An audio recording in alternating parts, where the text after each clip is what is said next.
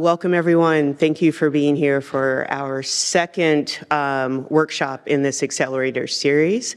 My name is Sheba Keys. I'm Associate Vice President of Strategic Initiatives and Office of Public Affairs.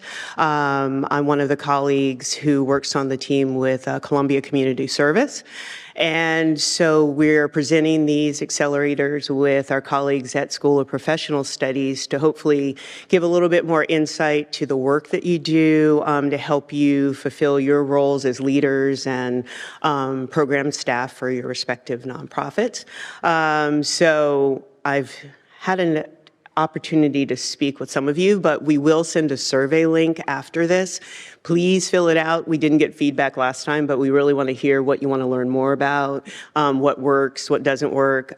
So we really want to continue to build this program. I'm going to say a special thank you to the Office of the President for hosting us in this space. And I'm going to introduce my colleague, Lonnie Ryan, who's going to introduce our speaker today. So welcome this morning. Thanks so much, Sheba, and thanks to all the Columbia University support staff who are making our event here today possible. And it's my pleasure to introduce one of our amazing faculty at the MS and Nonprofit Management program, Chandani, who's also a faculty member. We hate sharing, but she's also a faculty member now at the School of International and Public Affairs. Chandani is an innovation practitioner with almost 15 years of global experience in product, process, and service innovation. She's worked extensively with leveraging human-centered design and innovation methodologies to co-design programs and social impact. Most recently, she was the Deputy Director of Innovation at the International Rescue Committee, where she ran programming in Peru, Colombia, Ecuador, Venezuela, to help migrants and internally displaced persons gain controls of their future. She's worked with so many New York City-based nonprofits and organizations, including City Harvest, Merrill Lynch, UN World Food Program, Bloomberg Philanthropies, Asia Society, and serves on the board of New York Impact Hub. She's passionate about inclusive design, uplifting voices, and spurring action. We're so honored to have her here today, and I want to welcome you on behalf of our program and Columbia. Thank you.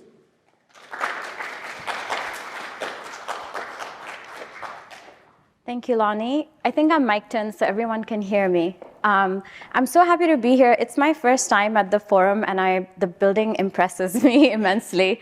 It's really nice to be here. A little bit about myself. So Lonnie already talked about the serious stuff. I've frankly worked at so many organizations. I recently realized I missed an employer on my resume, which I think is really funny because for me, it's about the journey, and I'm happy to talk about that with you a little bit more.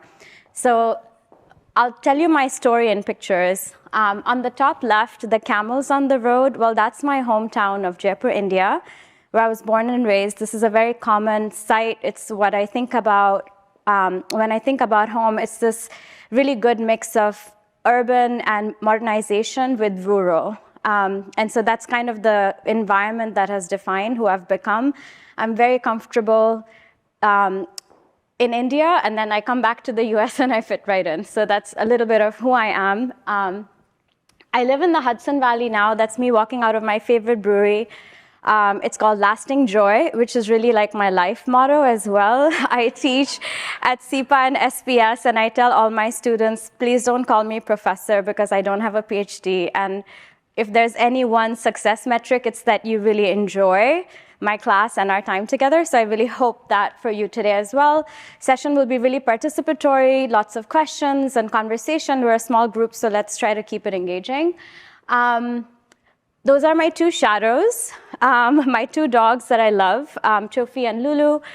They take up a lot of my time. We just moved back from Colombia, the country where I was leading innovation efforts for the International Rescue Committee in LATAM.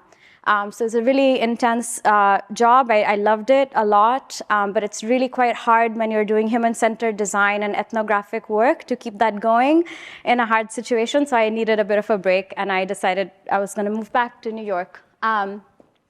That's Colombia. There's a lot of bias and negative impressions of the country. If you've seen Netflix or any media, it's a beautiful country, very safe. People are lovely. It's a very important country to me because culturally, I think I'm Colombian, and it's been really a hard adjustment back to New York City because the toughness of New York was completely not serving me in Colombia. And I think that is why I love doing innovation and human-centered design work, because you kind of have to adapt based on the environment you're in. It's only been 5 days since I've come back to New York, and I've already been really upset with like a dozen people. So I think I'm going to do just fine. And that is a very important photo for me. It was taken in Cambodia. I love to travel. I love to travel. I was in Southeast Asia. I had just decided I was going to quit my job in finance. I wanted to do more social impact work because I was really inspired by Mayor Bloomberg and his efforts around government innovation that has now become like a thing. And whenever you read cities having innovation offices, it's because Mayor Bloomberg actually started that initiative years ago. So I was in Cambodia. That beer was 25 cents. There was a flood coming that's in Siem Reap, and my partner at the time phoned me from Phnom Penh, and he said, I really need you to leave Siem Reap. And I said, why? He's like, well, you know, it's about to flood. And I said, what do you mean it's about to flood? It's raining, but how do you know it's about to flood? And so it turns out that, you know, US citizens and officials had news that they were going to open up the floodgates to avoid flooding downstream. And something about that just felt really sad. I'm getting chills as I'm even saying the story to you. The fact that this beer was only 25 cents, that I was in a community that didn't know that the street was going to be flooded in an hour, something didn't sit right ethically, and so I decided to go to SIPA. So that's an important photo. That's when I decided, oh, I can't do finance anymore. I have to do something else. You can read the information. I basically kind of talk you through it. But characteristics, I think we don't talk about who we are enough. And so things that define me is I love problem solving. So before I was in innovation roles, my bosses would be like, we need you to get out of the office. I'm like, why? And they're like, because you won't stop asking why. And so it's no surprise that I do a lot of problem driving. I'm ideas driven. I take inspiration from different sectors. I'm bored very easily, which is probably why I haven't kept a job for more than 3 years. I still don't know what my dream job is. And I'm not good at PowerPoint. So I'm just saying that because these slides are not going to impress you. But anyway, these are just some of the employers that I've worked with. I started in finance, actually, as I mentioned, and I got into nonprofits and social impact work. Is anybody here from the private sector? Okay, so a few hands. Has anybody worked at any of these institutions? Okay. Has anybody worked, who works for a New York-based nonprofit? Wonderful. And who is a student not working, full-time student not working? Okay, good. I'm just reading the room. Great. So we're going to skip this because I already talked you through it. So another question before I start, is anyone here in a dedicated innovation role? So somebody gave me a maybe kind of answer. So it was kind of a trick question. Who wants to do more innovation? Everybody. Do you have a sense of how many people feel pretty confident about what innovation means to you? Few hands. Do you know what your institution says when they say we want more innovation? Okay, no hands. So that's good. That's usually what it is. So I'll tell you how I got into an innovation role. I was at SIPA. The politics of this country was the politics of this country. I thought I was going to do climate change work. I graduated and all the climate change jobs disappeared. So that was 2017. And I went back to City Harvest, where I had worked and I had been consulting with them. And I talked to my boss, who had hired me as a contractor then. I said, listen, I've been solving problems for many years. can I just pitch you a job? Can I just write a job description? And they kind of humored it, and I got a job. I created Director of Innovation at City Harvest. They got the board to approve my job. I had no idea. I'm laughing because I made it up. I had no idea what I was going to do. It was a combination of financial innovation, program innovation, everything under the sun, which is probably why I didn't do a great job. But by the time I left, we kind of figured out what innovation was going to mean at City Harvest. So all of this comes from real life experience. When I became interested in innovation, it didn't really exist as a sector. Now there's a lot of courses and classes you can take to skill you up, which is great.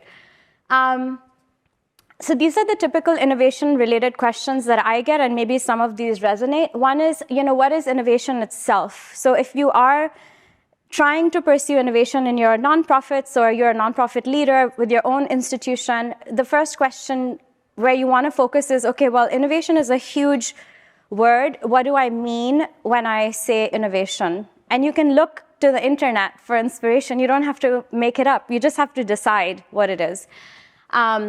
How do I start an innovation process? What tools can I use? How do I manage an innovation project? Is it really different than traditional programming? What is possible with innovation, right? Do I even need to be doing innovation? What are the missed opportunities? If I don't pursue innovation, what are the opportunities that I miss? And I think the most important one is, how do I fit into this? So is anyone who's in a finance role? Anyone? Nonprofit finance, fundraising, lots of fundraising. Anyone in programs, devotedly in programs. So it's a good mix. Anyone in operations, although that's kind of mixed with, okay. So it's hard when you don't have a title that says innovation.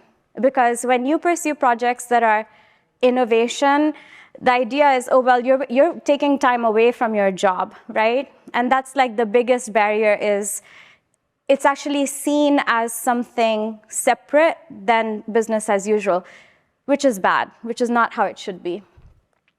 The reason why that exists is because before innovation kind of became this mainstream thing, it was safer to do innovation in a separate team. So if you failed, you could kind of put it on that one team, which was great, but we can't work like that anymore because innovation and human-centered design is actually really intuitive. So there's defined roles in innovation that you could be seeking. One is just being an innovation consultant. It's like a management consultant for social impact work, right? You come in, you tell the NGO what they should be working on, how they should be talking to people, you give them the project, and you say, implement this, and you leave. Director of Innovation, which is roles that I've had where you're embedded within the institution and you're kind of orchestrating work for teams that are doing innovation work. And I'm going to tell you what I mean by innovation. We'll get there. It's less hands-on at the project level, but it's really kind of focused on breaking down the barriers to innovation. So it's talking to the CEO and saying, listen, Jane and Ops really needs to be on this new program because it's a new thing we're trying. It's still connected to her job. So you're kind of building bridges in this role. You're kind of helping with future vision. And then what's a very kind of private sector categorization of innovation roles is being a designer. So that actually means you're designing websites or you're designing a product, or if you're doing a service, you are kind of designing the features of that from a visual standpoint, making it more accessible, making it more beautiful, and so that's what that design is. Design is not innovation. They're kind of mixed in, but design sits in the world of innovation. So I'm going to start with this photo as a framework to talk about innovation. Has anyone seen photos like this on the internet? Does anybody know what it is? It's jugaad, right? It's this idea of quick fix when you can't find a solution. I grew up in India, and Indians love to say how somebody is jugaadu. That means, oh, you're so good at like figuring stuff out or finding a solution. So I want to ask you, is that good or bad? Is it good to be jugaadu? Like thumbs up, good? Okay, who thinks it's bad?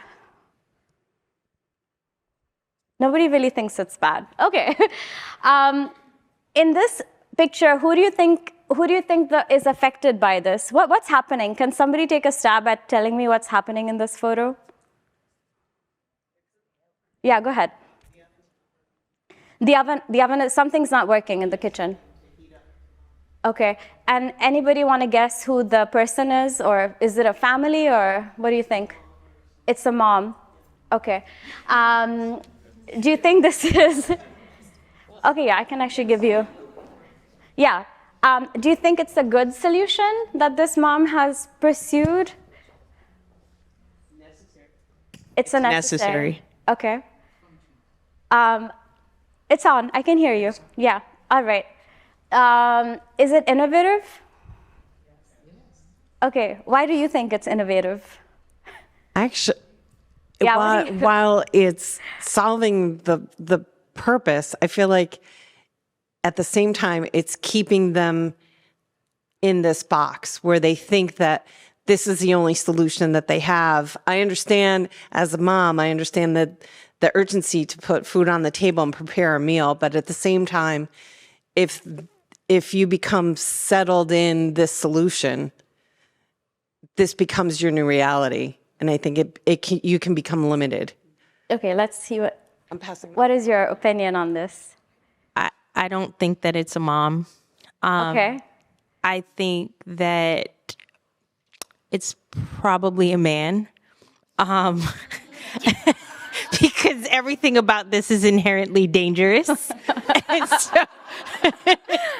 and men tend to be risk takers, including you have electricity because you have to plug the iron in. Right. So there's something inherently like, I'm going to shortcut this thing at all costs. I like that. There's two hands. So one here, actually three. One here, and then here. I think it's really cool because this is a creative way of taking like old parts from the old system and making a new system from the old parts to solve a problem. So I feel like, yeah, in the world there are these old parts, but we do need new systems. So we could take these old parts and solve a creative problem and have a need fulfilled and actually create systems. So that's what it represents to me. Thank you. We'll go here, and then Lonnie, if you don't mind passing it over there. This picture causes me grave anxiety. Why? Because first of all, like I'm like the textbook. Someone's not studying, right? So to create this solution, you've created another problem. And it also reminds me kind of, because I'm a founder of a nonprofit, it's like you can't do everything. And so this is not a long-term solution. And I feel like it's creating other problems. And so while trying to solve one problem, you can potentially burn down your house. So that's what. Thank you. Go ahead. I think it's possible that it belongs to a student. Yeah. And it's also possible that this is a situation where it's a dorm room that doesn't allow, say, like a hot plate or some other option, and this person's being innovative. It's not smart, it's not safe, but they're doing what they can in the situation. And to me, I'm looking at that and being like, what options do they have that they don't have to take this kind of risk to be able to feed themselves? Yeah. Oh, one more here. I love the Java book because like all of that high tech is most useful right now for propping up the iron. That's true. Thank you for that. I think there was one more back there, and then. I'm good without the mic. Okay. Teaching in math for 3 years. My brother and I, we were these kids. So when I see this, one, as a person who runs programming for youth, I'm like, this is entirely dangerous. However, as a STEM person, yeah, it's really cool. And it really makes me think of my brother who now works on, literally puts together jet engines. I could see him doing this and getting in trouble when our parents got home. Yeah. So it's more simple for me. It's not, yeah. It's like, you make it work. Yeah.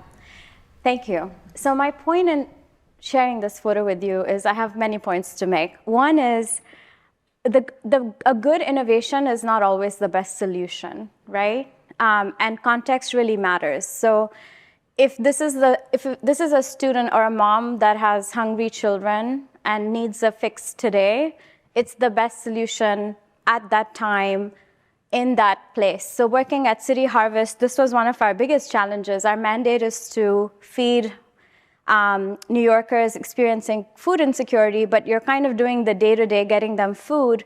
But the longer issue of, well, people are not paid enough to buy food with dignity, and that's a long-term problem, right? And so I think when you're in the nonprofit social impact space, the biggest question with innovation, any type of innovation, is you want something that's going to solve long-term solutions. But the problem is when you work in an institution and you have a board that has just approved your new director of innovation role, they want results tomorrow. And if you want a tomorrow result, it's probably going to look something like this. So as an innovation person, which I think everyone is an innovator, you have to be very intentional about, am I solving around problems already, or am I designing to disrupt problems? So if we now think about the complexity of just looking at an environment and trying to figure out who is affected by it, just in the small room, we have different users. We think it could be a student. We said it could be a very risk-seeking male. It could be a mom. We don't know who the user is. So this is innovation speak. You talk about who is your user, who is the ultimate person whose life challenges you're trying to alleviate. So that's number one in innovation. Who is the user? Is this a problem that is consistent? We don't know. This could be a one-time deal, right? It could be a one-time deal. So we just don't know by looking at the photo. That's why you go into the field and ask questions, because you need to talk to people and understand how they live and why they do what they do. So that's part of user research. That's another innovation toolkit. You have to make decisions around how long the solution has to be valid or applicable in that person's life. You could be an NGO that looks at this and says, you know what? The problem is this is happening in a dorm. Every student is boiling milk. We don't even know what the liquid is, but let's say it's milk. We can start a community kitchen. Are students hungry? Maybe we can work with restaurants. So then you get into solutions and the possibilities are endless, but you don't get into the idea space until you have understood the problem. And I think this is where you can shift some of that power away from, no offense to our program staff, because I've been a programs person as well, but everyone here has a mind and desire to make things better. Everyone, operations, fundraising, finance, you can all have a role to play in the problem space, which is helping the institution understand the problem really, really well. It may not be your job to come up with the solution, but that's the easy stuff. The harder stuff is to figure out what the problem is. I'm also terrible at time management. This is like a semester of stuff, so somebody needs to tell me to cue. I mean, how much longer do I have?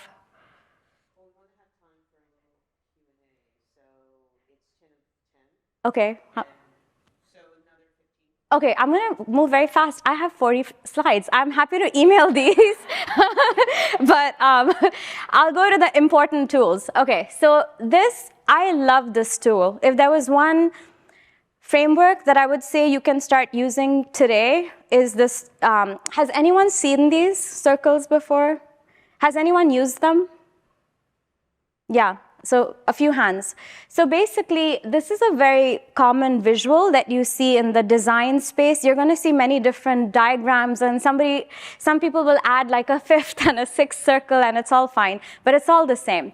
So the idea is, when you're talking about innovation or human-centered innovation in our social impact space, you really want to focus your questions, so not solutions. You want to focus your questions or how you do the work under 3 buckets. And so the first one is called desirability. So what that means is, the leading question is, what do people want, right? So let's think about the photo that we just saw with the iron heating the milk. If you didn't ask that student, what do you want? Do you want a hot plate or a community kitchen where you can cook? If you just did it for them, maybe what they wanted was, no, I just want you to cut a deal with Dunkin' Donuts so I can pick up a coffee, because I don't have time to do this. I actually hate boiling this milk. I hate preparing food. So you have to ask people what they want, and if the problem that you're trying to solve is the most important problem for them. And a very good development example of this is the fishing net story. Have you heard about that? The mosquito net versus fishing net? So I'll tell it very quickly. In international development, malaria is a huge public health issue. Through research and evidence, we know that when you give a family a mosquito net, incidences of malaria go down. Well, they did this in many communities all over the world. It's not something that just happened in Southeast Asia. All over the world, when they have gone and given communities mosquito nets, if these are communities that fish or are near water, guess what? They're using the mosquito nets to catch fish. And this is really bad because they're actually not able to catch really nutritious fish. It's bad for ecosystems. And if you Google this, actually, you'll hear more about how bad it is for the fish ecosystem, marine life, when people do that. What happened there? You didn't ask people what other problems they have tangential to your amazing innovation, and so it didn't work, right? So that's desirability. Feasibility is, I understand what the people want. I understand their pain points, what is important to them. Can I solve it for them, right? Can I be the institution that can solve that problem for them? What is possible for me as an institution to actually solve that? And I think this one, I'll bring up again the case of City Harvest. We knew that if you're a single mom with one child and you make less than, I think, 50 or 60, United Way did this research, $60,000, you're food insecure. And so that's not how we define the poverty line even. So most New Yorkers are actually food insecure. At City Harvest, we can't do things like cash transfer programming, which means you literally give people cash. So somehow, in the international development space, we're comfortable with giving people money, but you talk about that in New York and people are like, whoa, what? Like, we can't give people money. We can't just hand them out cash. And so it's not something we could have solved for. So what did we do instead? We focused on advocacy. So technical feasibility is, I'm still going to understand all the problems and the solutions, but I'm going to figure out what is good for my institution. What can I do feasibly? And then viability, it's often lumped under financial viability, but it can also mean how long is the solution viable? This was another tension point at City Harvest. Some of us staff said, our metrics around growth are tied to how many pounds of food we rescue and deliver. And we say, oh, there are X many New Yorkers that are hungry. Next year, there are many more New Yorkers that are hungry. And some of us, the other side of it was, we have an issue with these metrics because it's almost like we want people to be hungry, because if we don't rescue and deliver more food, how are we going to prove success? And so that's a problem. And so viability of solutions means you also want a solution from an innovation perspective that maybe the goal is to phase it out. Maybe your innovation doesn't have to last forever, right? If you remember the iron and the milk boiling over it, it's a good solution, but as Lonnie pointed out, it's not something that you want to do every day. So an innovative solution might just be good for a certain time frame. So this toolkit is really nice, and then you can keep building more and more questions around it. But I'll continue. This is another way that you'll see the same thing depicted. So desirability, feasibility, viability. Let's go to the next one. So I'm just going to talk to you about what an innovation process looks like. This is from UNICEF. UNICEF has a whole team that does marketing and communications. They have amazing toolkits. So the first is knowing that you're in a problem space. So remember how I showed you the photo? You'd probably do versions of that in your nonprofit. Like you'd sit in a meeting, you'd say, we went to this community, we saw this, they said this, and you're kind of talking to colleagues, and that's an innovation process. I think we all do this, we just don't call it innovation. But you're in a problem space when you're doing that. The objective is, who are we reaching? What do we want to accomplish? what do we think we know, and what do we still need to know? So this, I think, is what is different from traditional programming. When your CEO is saying, do a program for this community, we have Ford Foundation, they gave us $100 million. If you are a fundraiser, you're writing a grant agreement, I doubt anyone has written in the grant, tell me if I'm wrong, but it's rare, I actually don't know what people want. I think right from the grant-making process, when you're writing a bid, you have to show up as if you have all the answers. And that is how innovation is so different, because you're starting the process saying, I don't know. You're giving me money so that I can find out the answers from the communities directly. Yeah.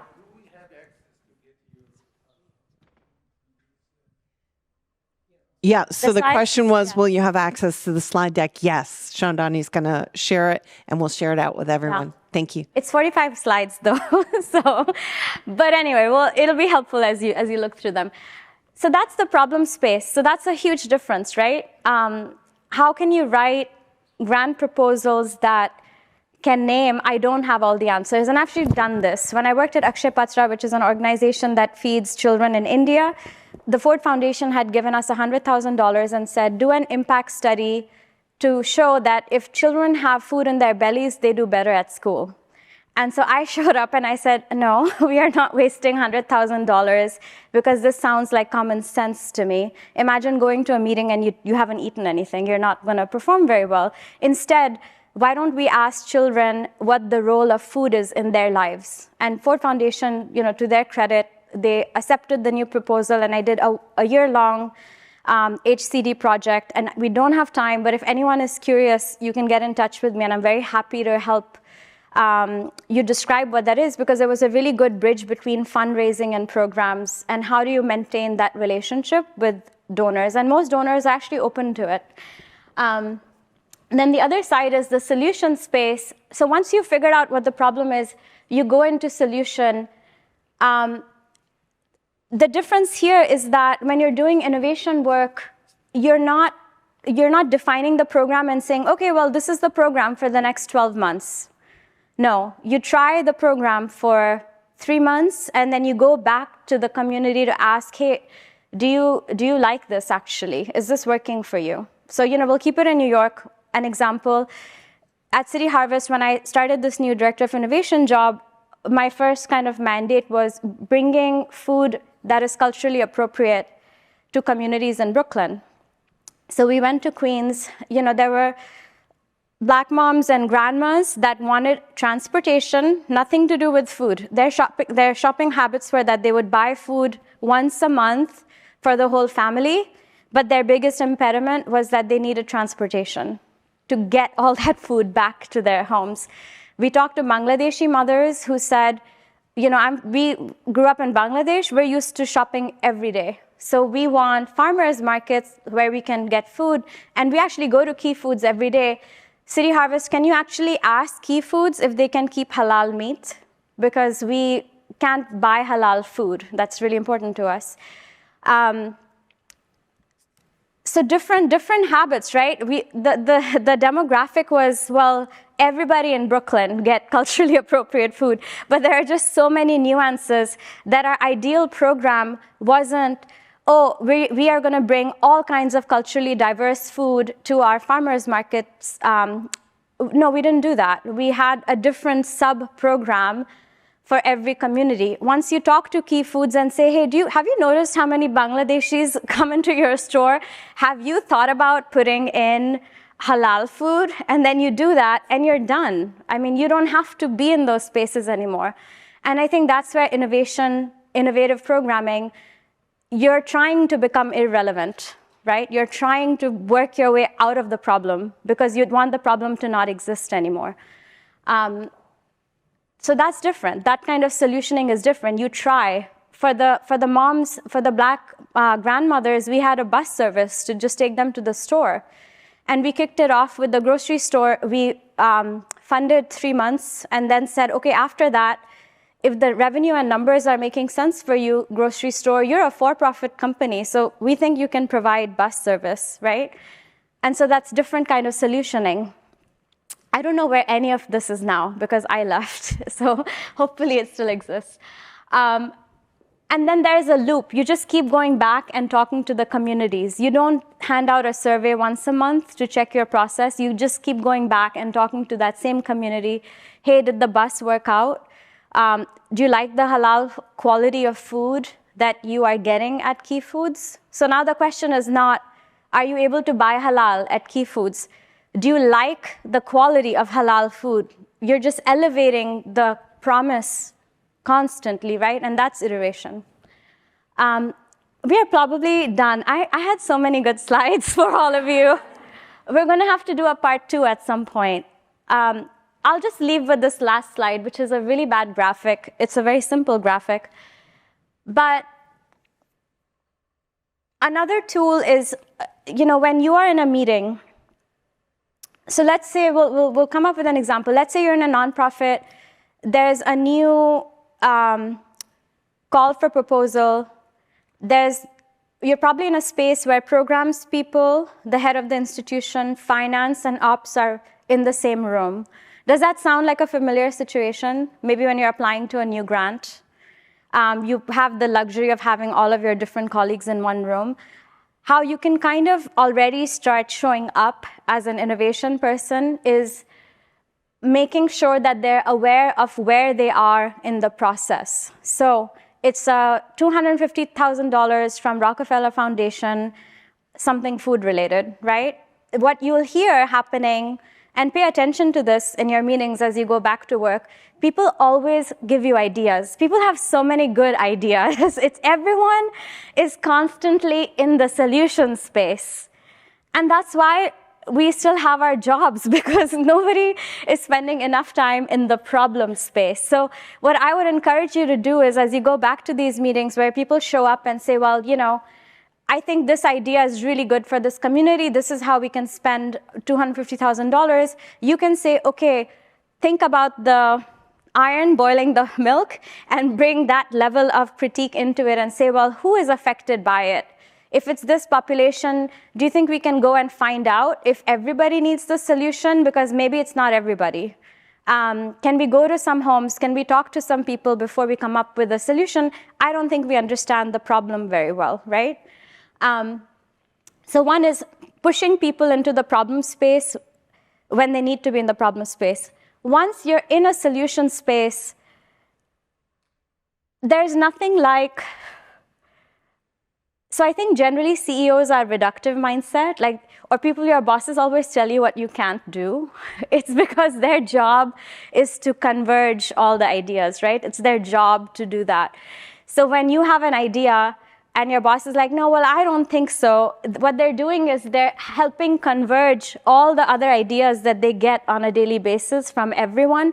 So you can say, I see that you might be afraid of not pursuing my idea, and you're trying to limit the ideas, but maybe we can have our innovation hats on. Can I try it for 2 weeks?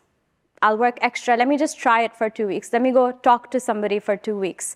And that's another way to get people to move into the solution space before converging to one. Because what you don't want happening is you don't want people to be in that first meeting, $250 over the next 3 years. How are we going to spend it? The biggest risk to an institution is making that decision in a 2-hour meeting. That is the biggest risk. So you want to make sure you have at least 4 or 5 meetings to go through the space. You come to the table and you say, well, this is the problem, this is the problem. Then through evidence, you say, no, actually, I think this is the main problem that we should solve with this money. And then everyone's going to have the best idea. And then your boss and the community can help you decide what is that one idea that you're going to fund with that $250. I'll end here. I'm so sad because I had so much to share. User personas, user journey mapping, but can I just ask you, Chandani, before we end, I just wonder if I know there are other questions, but I'm also thinking for some of our nonprofits that we have here, some of our leaders, that they're with smaller organizations. Mm-hmm. The organization, it's just them. Maybe they have a few board members. What does innovation look like? Maybe And please, if anyone has any questions, please speak up. But just what can that, because I do feel that everyone has the ability to innovate in their space, but just what can that look like in their space for their work? Yeah, so, you know, I was going to show you examples of tech innovation and non-tech innovation. So for smaller NGOs, you're probably already doing a lot of, oh, I'm talking to the community. I know what the problems are, right? So when I'm saying that, it's probably like, we know Chandani, we already do that on a daily basis. What you can benefit from is more framework around that. So as a follow-up, we can share 2 tools that I didn't get to. One is user persona, and one is user journey mapping. Has anybody heard of these tools or used them? Okay, so I think those are really good frameworks to help kind of subdivide your demographic, right? But what you can also do is you can do a lot of co-design sessions with your community at very low cost. And so when I've done innovation and development work in small villages in Uganda, for example, from funding from the Lego Foundation, we were trying to get them to use play-based methodologies for education, early childhood education. And how we did this was we trained people on innovation thinking, program design, and piloting in the community. We paid them for it, and then we facilitated co-design sessions with them so that you're kind of empowering the community to solution with you for their problems, and then your role kind of changes. You're looked at then as the facilitator or the grantor for that community. So I think that's like a very good early sort of starting point. It could just be organizing the data that you already have, not being afraid when you apply for grants to say that you're doing human-centered design work. I think a lot of you are doing it, you just don't have the language for it in your grant reports. And then the third is, you know, you can organize an event that costs you $1,500 or like less, $500, if it's community space that you can, you know, just apply for without cost. Somebody can cook and bring food. Definitely pay community members for participating. You can design a co-design sprint or accelerator within your communities. And a really good example that you can look at is the New York Public Library, actually. The Brooklyn Public Library did a small accelerator for staff to pitch new public programming ideas. So you can do things like that. And I think once you have 1 or 2 projects to show for that are sort of in the innovation realm, you can then now start applying for more funding. Yeah, also please feel free to message me on LinkedIn. I respond and I actually care about this stuff, so I will get back to you. I think we're good on time. Yeah? We still have time for questions. Questions. So if any other. Anyone have questions?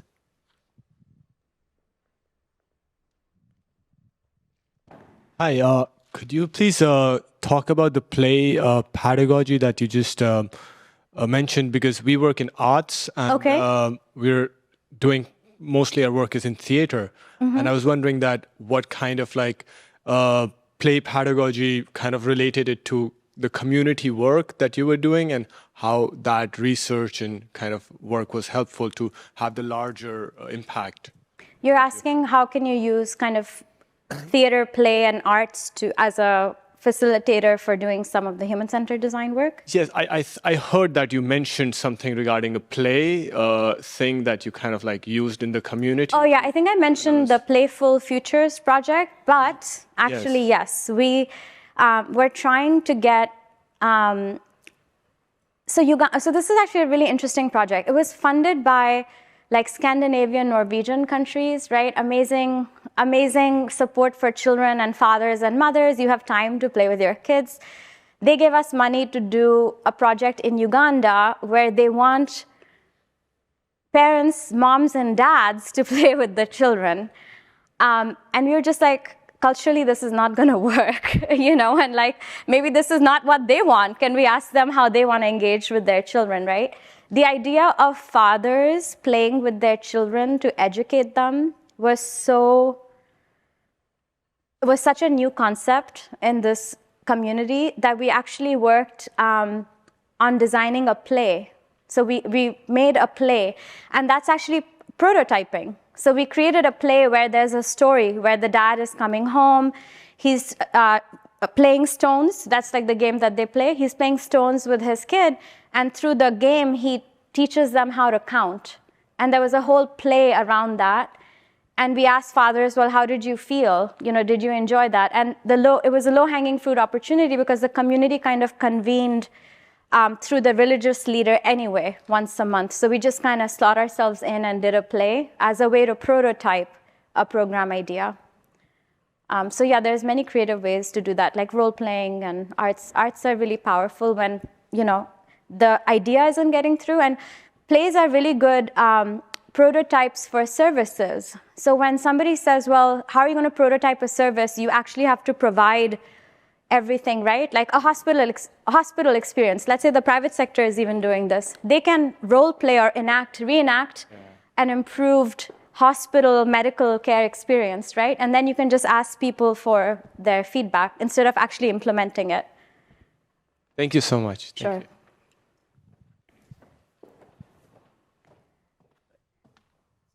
Hi, thank you so much for the session today. It's been super cool, and I'm excited to get the slides after when we're done.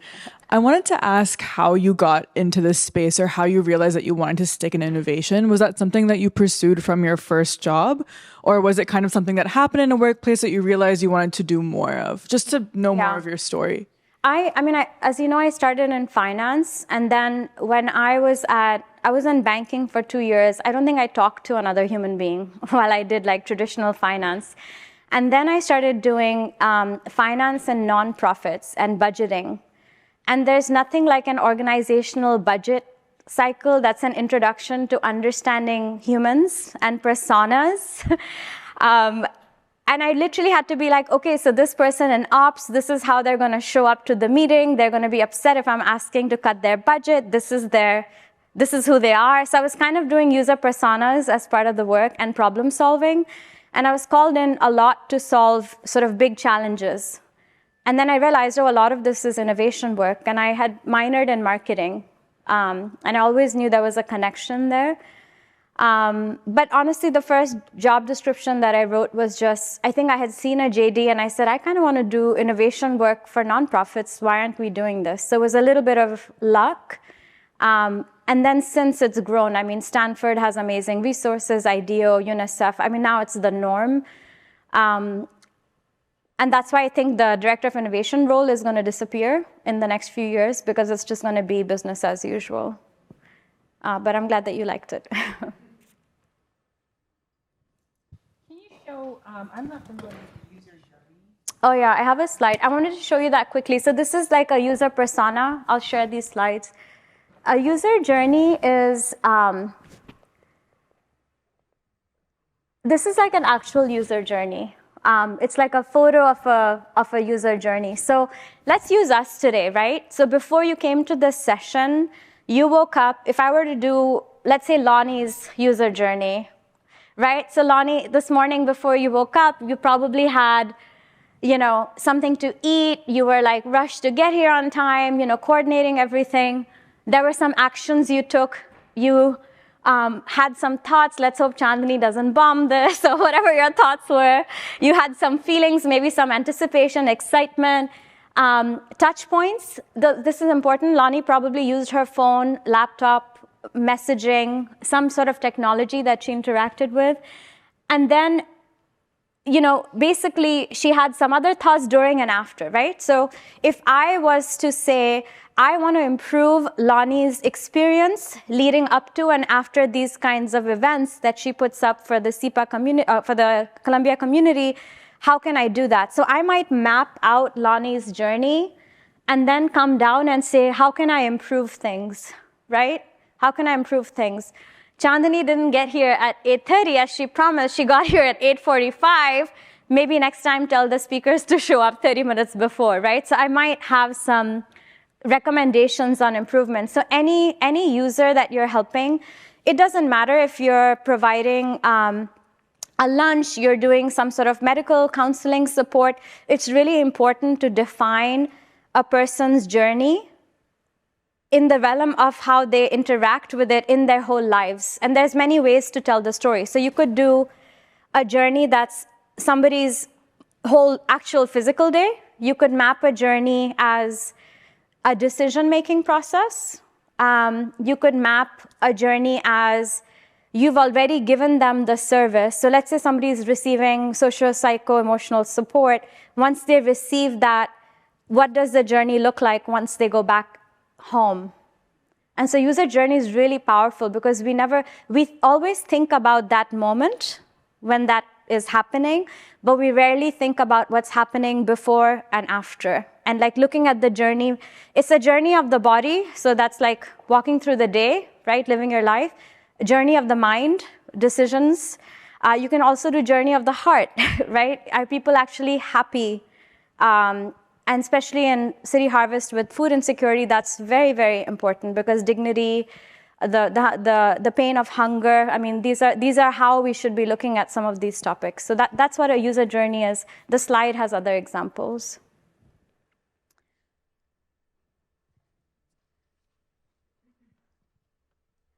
No. I'm wondering, it reminds me of, It reminds me of a student life cycle. Yeah. So because we have scholars, like, have you done any work with like, I'm assuming the after would be like when they're alumni, or is that kind of how you would use it?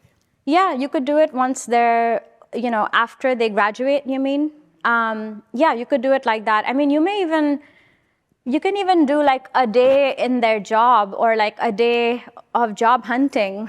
And what does that look like? Often you want to ask people, is this your story that's most important to you or not, right? Because there's different ways to tell people's stories. So Lonnie told my kind of professional story. I shared with you more where I was born, how I think and how I feel. So everybody has a different way they want their story told. But as a starting point, you always start at the logical place. And then you want to go back. If it's not coming up with solutions or aha moments, you probably want to go back to the table and design it a different way. Mm-hmm. You could do a cohort. I mean, it's usually people do it for one single person, but you can actually do it for a whole cohort. When I worked in Venezuela, we did user journeys for Venezuelan families migrating together. So what was their journey together as a family? And the dynamic and the decision-making and the pain points are very different than if I mapped a single person. So there's different ways to kind of think about it, and I think that's where the creativity comes in. You want to explore different ways of looking at the problem too.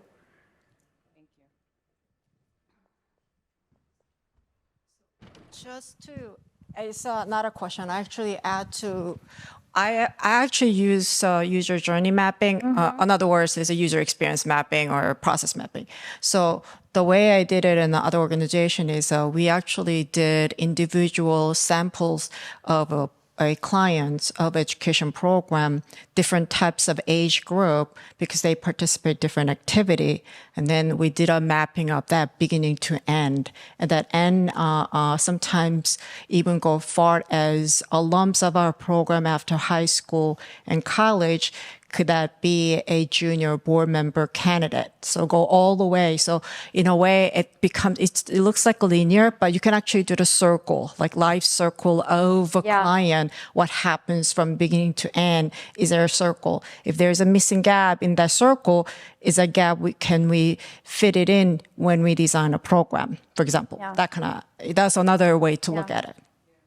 And I think another point, that's important to consider is, I don't think in your case, but I just have to say this out loud. If you're doing programming for children, you're probably doing a user journey for the parents. So you're not, the personas that you do, and you kind of have to think about the social structure of the person that you're trying to help, right?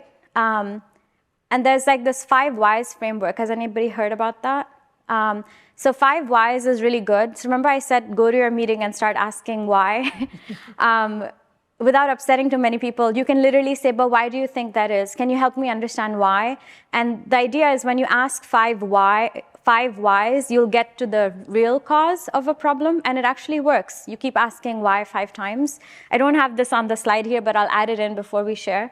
And so there was this programming where the starting point was like fathers don't really care about their children's education.